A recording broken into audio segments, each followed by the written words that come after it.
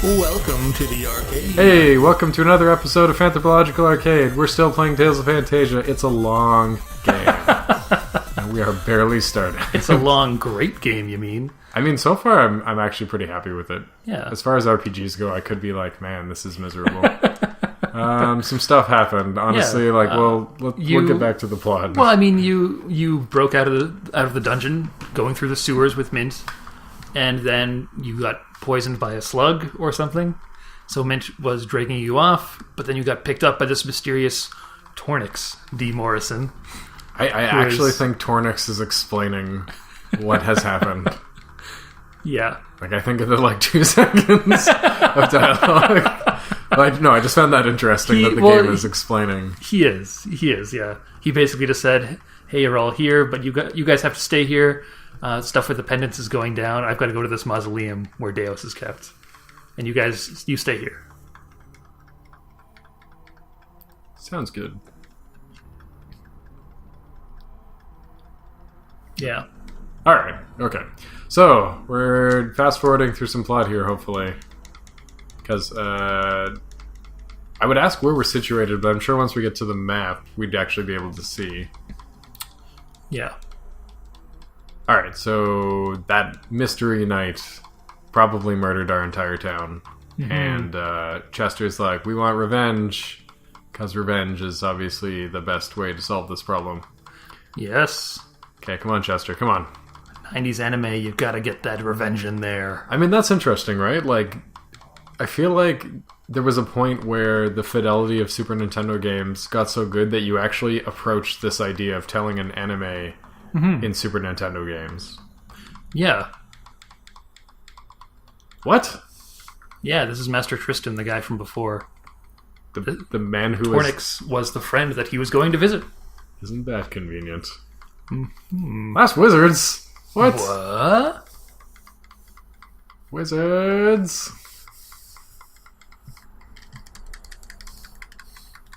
Sorry, I'm sure this is all really important, but there's gameplay to be had, folks. I need to upgrade... Oh, come on! Go meet me at a cave. Upgrade your equipment. Yep. You did find a big bag of money in the sewer for some reason, right? Get good gear, and then go to the East Cave. Oh, no. Whatever. Earring. No! We need that earring. Do I have to go back to the sewer? No. Don't worry about it. That's nothing. Guess what? That's a merchant. Wait, really? Is there a Mr. Morrison here? I'm plot convenience. Oh, hey. Hey. Jet boots? Oh. That's a cool You can run thing. even faster. Do I only need to equip it on one person? Yes. Then I will. Bye. Welcome to an episode of Equipment Management. Traveler's Walking Stick. Wow, that's cheap. Yeah, you already got one of those. But how do I know? Because it says owned. Yep. Oh, it's just not equipped. Yeah. Oh, well then. Alright. Oh, I can also buy multiple things. Yes. Okay, I don't know any of those. Don't worry too much about it getting Chester good stuff. Okay. Just saying. Can't afford this. Why? Oh, because it's 35. It'll be 35 gold, whatever. Too much. Oh, well, forget these leather gloves then. Yeah, chainmail's probably more important. I kind of like the... Wait, is it playing... Yeah, Yume wa Oranai, The Dream Will Never Die, or The Dream Man, Will Go I On. love that song.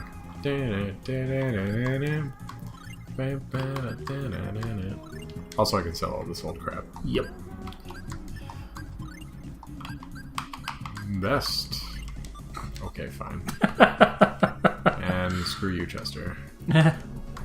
I'm a door-to-door salesman. Otherwise known... okay. Z, give us some... What's with the gummies? What is with this weird inventory stuff? What's going on there? Oh, those gummies. No, but seriously, every other game is tonics and potions and whatnot, and they're gummies? Jell-O. You know what people like? Jell-O. Alright, well, I don't know if it's actually a reference to the real-life gummies, but there is a company in Japan called Kasugai simply Kasugai Snack Foods, and what they do is they make various snack foods, surprise, and candies, including these little gummies that are fruit flavored. So you've got your apple, your orange. Later on in this game, you'll find pine gummies. I don't know if those are real gummies, but they're just little sort of half spheres of fruit flavored gummy candy. Why they're the curative items in this game, I can only guess that it adds to the charm. It's part of the world building. Apparently, making gummies doesn't require a lot of technology because gummies appear across the various Tales games, and the various Tales games have different sort of levels of technological advancement in them. So they just seem to be kind of like meals in pill form. Because in a later Tales game, earlier in the Tales of Phantasia, Acelia continuity, in Tales of Symphonia, the main character says, you can live off of just eating gummies. Is that map telling me where to go? Yes. Like it's telling me to go back to Totus Village? Oh. Potentially? Wait, I should use all of these things. Yeah. Learn all the things.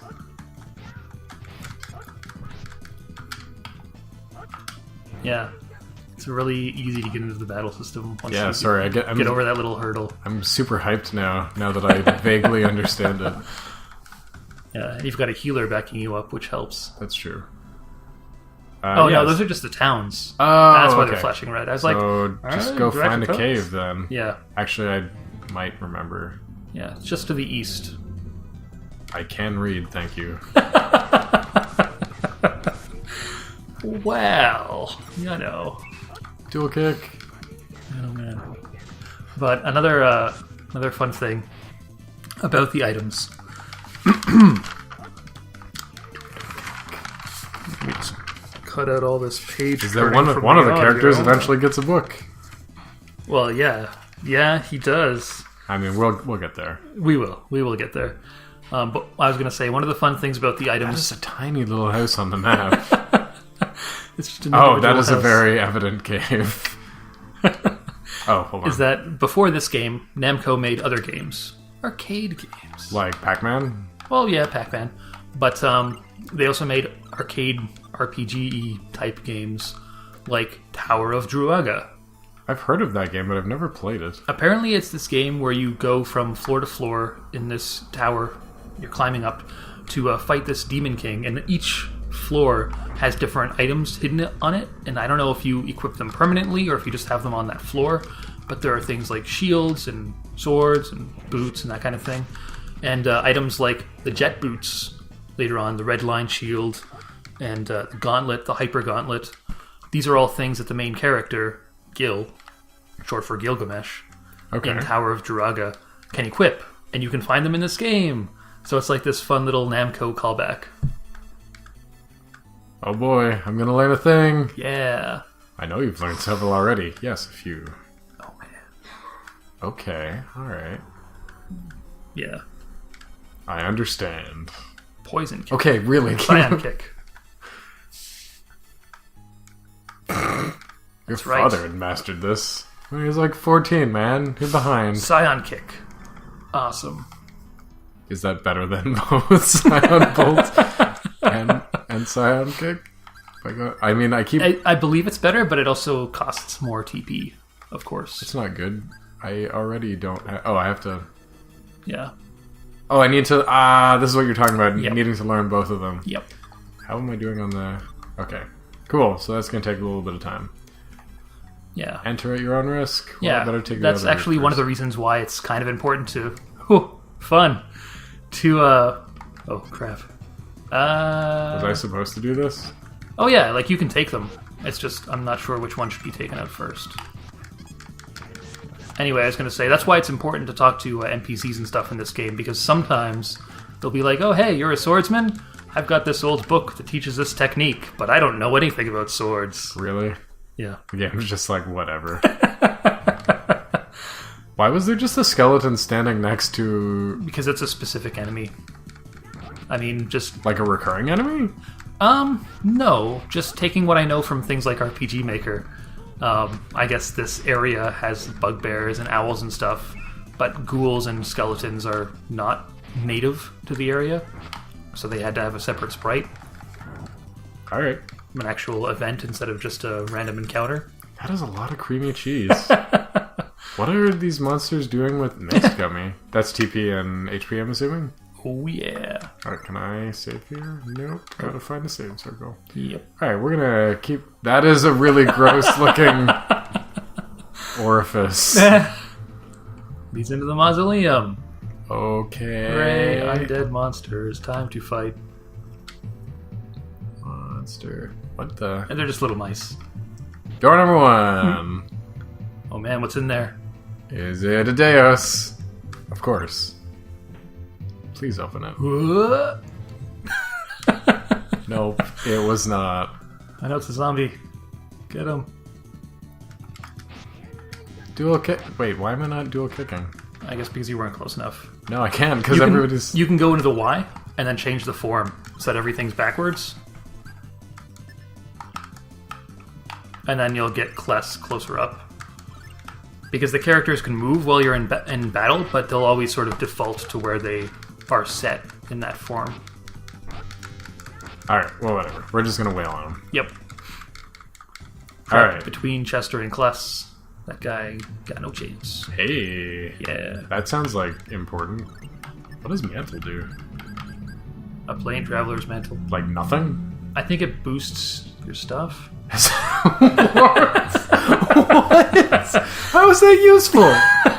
I'll save that for a boss battle, I guess. Yeah, that's about the best use for it. 99% chance of disintegrating? I think the idea is that it absorbs the attack, so you take 0 damage. Door number 2. I mean, that makes sense. Oh, no. I don't know what I'm expecting to find in their sarcophagus. Well, I personally wouldn't expect to find very many zombies. But I guess that's what that gross door was doing, keeping them in. Keeping them fresh. Yep. Life bottle. That's what's for reviving. Yeah. Spylens. You can use it in battle to see monsters' HP and weaknesses and stuff. Really? Yeah. That sounds fantastic. Is it one-time use? Yes. So boss time? Yeah. You can buy them later on. Okay, so that looks like a boss. Not long from now, actually. Better. I mean, that seemed like Deus's main chamber, so I better fight double doors, yeah. Yeah. You know it's serious business when you've got double doors. Yeah, it's like Bowser time. Yeah. Okay, so rearrange the form of things again. Yeah, you can just move them all the way up. Yeah. So we unfortunately can't really hear it too well because of our recording setup here. But the people watching this video, no doubt, have been soothed and treated to the Japanese voice acting? Great Japanese voice... Yeah, exactly. The great Japanese voice acting in this game. And also the fantastic music. But the reason that there is voice acting in this game, because it is a Super Famicom game. And, you know, there weren't very many Super Nintendo, Super Famicom games with voices in them, as much as are in this one, is because this is actually one of the 2 biggest SNES games, coming in at 48 megabits. Sorry, I was about to ask, when you say biggest, you mean like largest space, right? Yeah. It was not the most successful, I imagine. Unfortunately not. I think... honestly, I think one of the reasons why it wasn't as successful as it could have been is because the development was really kind of troublesome. Not only did Namco demand a bunch of changes to the game, to the story, to the names, characters, and this and that and the other, a lot of the people working on the team were dissatisfied with the changes and pretty much left as soon as they could. So things slowed down, and the game went from being slotted in for a 1994 release to a 1995 release. And so it came out sort of near the end of 1995, I want to say in October.